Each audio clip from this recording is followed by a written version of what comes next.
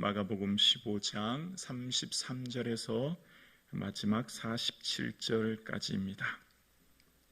신약성경 84면입니다.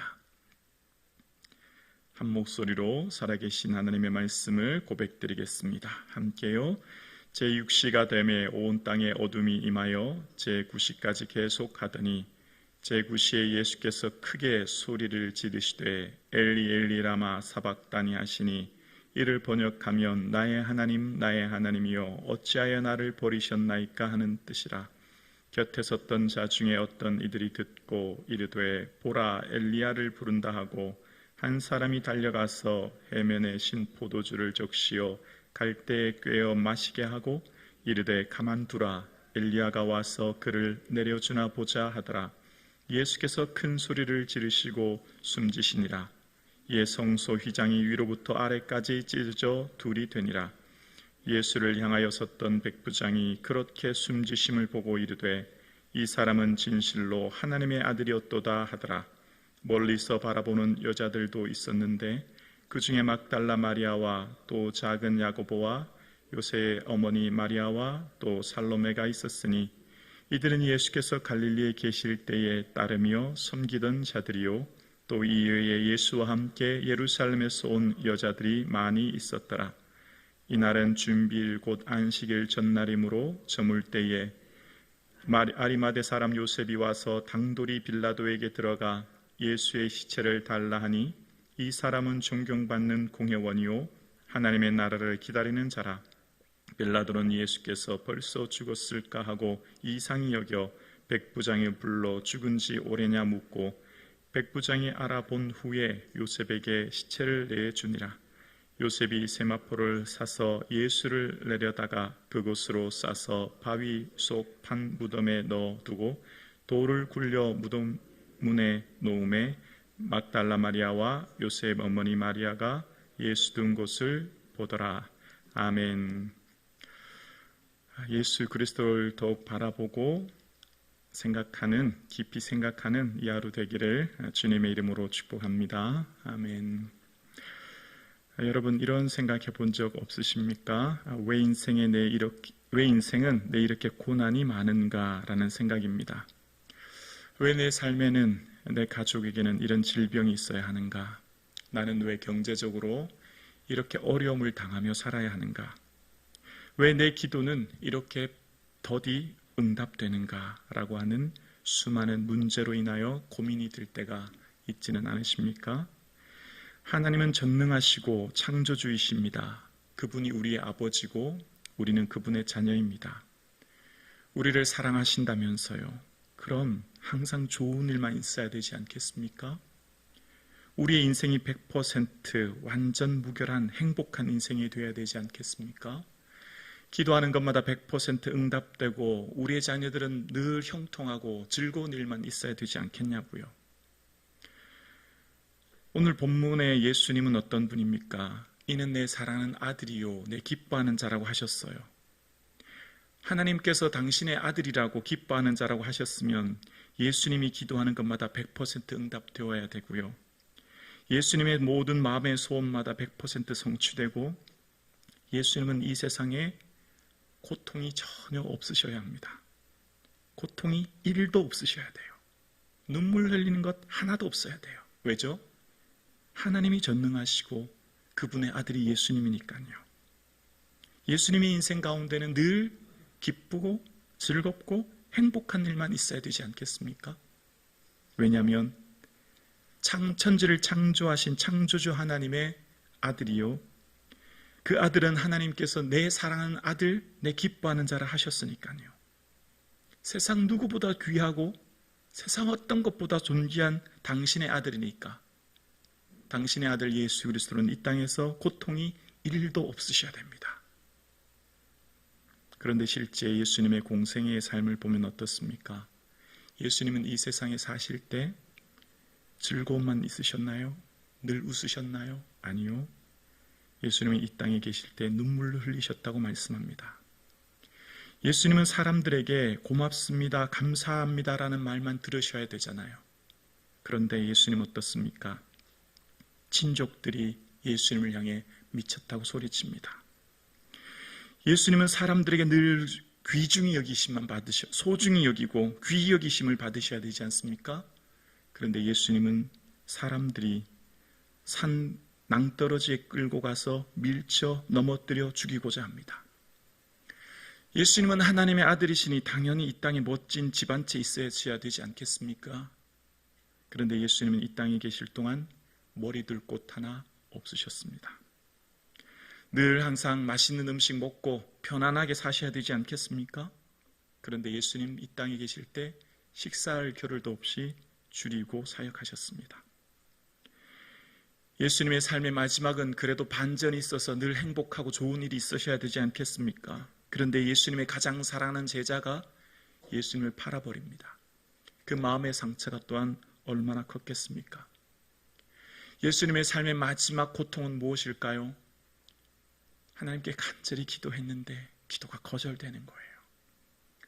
하나님 앞에 눈물로 땀방울이 빗방울 되기까지 기도했지만 주님께서 그 기도를 거절하셨어요. 그리고 마지막 거절된 기도 후에 주님께서는 십자가에 매달리셨고 오늘 예수님은 하나님 앞에 소리치십니다. 나의 하나님, 나의 하나님, 어찌하여 나를 버리셨나이까? 하나님 날 사랑하신다면서요. 하나님 날 기뻐하신다면서요. 어찌하여 나를 버리셨습니까? 라고 주님은 소리치고 계신 겁니다. 여러분, 우리의 삶에 주를 향해 40년, 50년 헌신했으면 우리의 삶에 건강해야 되지 않겠습니까? 평생 주를 위해 헌신하고 물질을 드리고 재물을 드렸으면 우리 자녀들은 판검사되고 장차관 되지 않겠냐고요. 주님을 위해 이렇게 고생했으면 내 인생 이 땅에서 좀 뭔가 떵떵거리고 살만한 복이 있어야 되지 않겠냐고요. 그런데 그런 게 보이지 않아요. 예수님 생애처럼 말입니다. 예수님 공생의 삶처럼 늘 고난과 눈물만 있으셨던 예수님의 삶은 한마디로 정의하면 무엇입니까? 하나님의 뜻을 이루기 위해 이 땅에 오신 거예요. 예수님은 하나님의 뜻을 위해 이 땅에 오셨고 하나님의 뜻을 위해 십자가 지셨고 하나님의 뜻을 위해 부활하셨고 그것은 곧 온 인류를 위한 것이죠. 사랑하는 성도님, 저와 여러분의 삶은 지금 이곳에서 하나님의 뜻을 이루고 있는 겁니다. 내 삶을 통해서 하나님의 뜻이 이 땅에 이루어지고 있고 내 삶을 통해 하나님 나라가 이 땅에 확장되어지고 있고 내 삶을 통해 아버지 이름이 지금 드높여지고 있는 거예요. 하나님의 뜻이 다 이해될 수 없습니다. 그래서 우리는 마음이 힘든 거예요. 마치 태어날 때부터 시각장애인으로 태어난 사람을 향해 제자들이 예수님께 묻지요. 누구의 죄입니까? 자기입니까? 부모입니까? 라고 물었을 때 사람이나 부모의 죄가 아니라 그에게서 하나님이 하시는 일을 나타내고자 함이라 말씀하셨던 예수님 말씀처럼 하나님이 하시는 일과 그 뜻은 지금 당장 다 이해될 수 없을 때가 많습니다. 그래서 우리의 신앙은 힘든 거예요. 그런데 저주받고 모욕받고 수치당한 예수님, 언제 그 예수님의 그 뜻이 명확히 이해됩니까? 바로 부활의 순간입니다.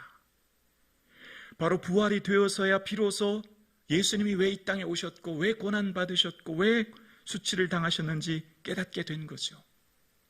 오늘 저와 여러분의 인생의 의미는 하나님 앞에 섰을 때 이해되는 거죠. 우리 인생의 고난의 의미는 주 앞에 섰을 때야 비로소 깨닫게 되는 거예요. 마치 사도 바울이 매도 수없이 많고 죽을 뻔하고 그의 고통이 얼마나 심했으면 살 소망까지 끊어졌다고 이야기합니다. 주님은 사도 바울이 미워서 징벌 주시려고 저주하셔서 그렇습니까? 아니잖아요. 사도 바울의 인생은 그리스도의 날에 자랑할 것이 있게 하려 함이라 말씀하셨던 그 고백처럼 그날에 내게 주실 그 의의 멸관 바라보았던 것처럼 오늘 우리의 삶은 지금 다 이해되지 않을 수 있어요. 그러나 그날에 우리의 삶에 주실 그 영광의 날에 우리의 모든 삶이 깨달아질 거게 될 것이고 우리의 삶에 은혜 주실 것이고 우리의 삶에 영광이 기다리고 있는 줄로 믿습니다. 그날을 바라보며 오늘을 살아가는 거예요. 그날에 주실 영광 바라보며 오늘 다 이해되지 않은 일들 속에서 우리는 묵묵히 걸어가는 거죠.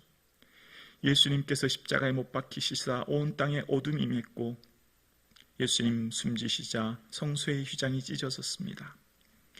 성소와 지성소를 구분하는 휘장이 찢어집니다. 구약의 모든 백성들을, 특별히 대제사장은 1년에 한 번 성소에 들어가지만 그 휴장이 찢어짐으로 이제 모든 사람이 주님을 맞이할 수 있게 되었죠. 자기 피로 영원한 속죄를 이루사 단번에 성소에 들어가게 하셨기에 중간에 막힌 담을 허신 그 예수 그리스도의 십자가 은혜로 우리는 이제 이 자리에 나온 것입니다. 우리는 이제 왕같은 제사장이 되어 하나님께 예배할 수 있는 은혜를 얻게 된 거예요. 그래서 우리는 우리의 삶을 하나님께 드리는 거룩한 산제물로 드리는 예배를 드릴 수 있게 된 거죠. 그러면서 오늘 본문에 예수님의 십자가 사건 앞에 등장하는 세 부류의 사람들이 있습니다. 백부장이죠. 로마 황제가 하나님의 아들이라고 여겨졌던 시대, 로마 대제국의 군인인 백부장을 통해서 하나님이 아들이 진실로 예수 그리스도이셨음을 고백하게 하고요. 무명의 여인들이 등장합니다. 아무것도 할 수 없어 그저 예수님 곁을 지켰던 자들입니다. 주님 앞에 뭘 하나 대단히 드릴 것도, 주님을 향해 뭔가 할 수 있는 것도 아무것도 없는 연약한 자들이에요. 그런데 그 무명의 여인들, 그들이 부활의 아침을 목격합니다. 부활의 예수님을 목격한 거예요. 그저 예수님 곁에 묵묵히 있었던 그들, 할 수 있는 것이 아무것도 없고 드릴 수 있는 것이 아무것도 없는 연약한 그들이 부활의 주님을 목격한 겁니다. 믿음은 주님 곁에 묵묵히 기다리는 거죠. 내 자리를 지키는 거예요. 내게 할 수 있는 것 아무것도 없고 내가 뭔가 대단한 능력이 없어도 괜찮아요. 그 곁에서 그냥 지키는 것, 내 삶의 자리를 지키고 주님 앞에 예배하는 것, 그날의 부활의 영광을 목격했던 무명의 여인처럼 우리도 우리의 삶의 자리를, 또 이 예배 자리를 지킬 수 있는 은혜가 있기를 주의 이름으로 축원합니다. 그리고 마지막 한 사람, 아리마대 사람 요셉입니다. 그는 존경받는 공회원이라고 했지요. 사내들인 공회원은 70명으로 구성된, 오늘날로 말하면 무슨 국회의원 정도 될까요? 엄청난 권력과 명예와 부를 가진 사람입니다. 그런데 그는 예수님의 시체를 달라고 합니다. 반란자인 예수의 시체를 달라고 하면 같은 부류로 취급될 수 있고, 자신이 평생 쌓아 올렸던 모든 것들, 공회원으로서의 모든 권위와 명예를 잃어버리고 뿐만 아니라 생명마저 위협받을 수 있었습니다. 또 아리마대 요셉은 자신을 위해, 자신의 가족을 위해 아껴두었던 무덤마저 예수님께 드립니다. 모든 제자가 떠나간 그 자리 아리마대 사람 요셉이 요한복음 19장 38절에 보면 예수의 제자다라고 고백합니다. 그는 바로 예수의 제자였고요. 왜 그렇게 했냐면 바로 하나님의 나라를 기다리는 자였다라고 이야기합니다. 하나님 나라의 그 소망, 하나님 나라의 그 은혜를 그는 알았기에 내 모든 걸 드릴 수 있었던 거죠. 하나님 나라의 그 가치를 깨달아 아는 자는 기다리게 되었고 주님을 위해 모든 것을 내어드릴 수 있었던 아리마대 요셉. 오늘 우리의 삶에 가장 가치 있고 의미 있는 것은 영원한 하나님 나라를 바라보고 그 나라를 준비하며 오늘을 사는 것인 줄로 믿습니다. 사순절 7번째 날, 왜 사십니까? 우리의 삶의 진정한 의미, 이해할 수 없는 고난과 아픔, 이 모든 것이 하나님의 뜻임을 언제 명확히 알 수 있을까요? 그날에 주 앞에 섰을 때임을 기억하고 그날을 바라보고 그날을 사모하고 그날을 준비하는 사순절 7째 날 되기를 주님의 이름으로 축원합니다.